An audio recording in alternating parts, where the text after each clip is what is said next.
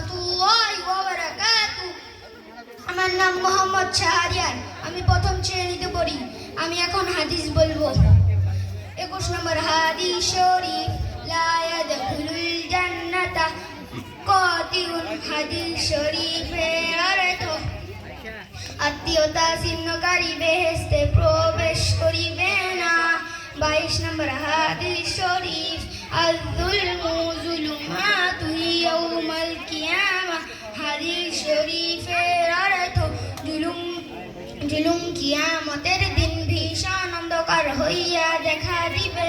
23 নম্বর হাদিস শরীফ, আল-গিনা গিনান নাফসি। হাদিস শরীফের অর্থ, প্রকৃত ধনী হইল আত্মার ধনী।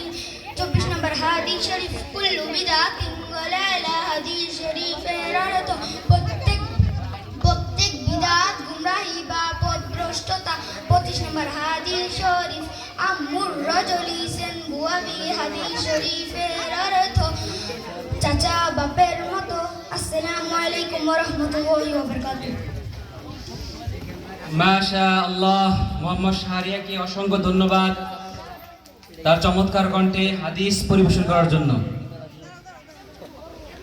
এই পর্যায়ে আপনাদের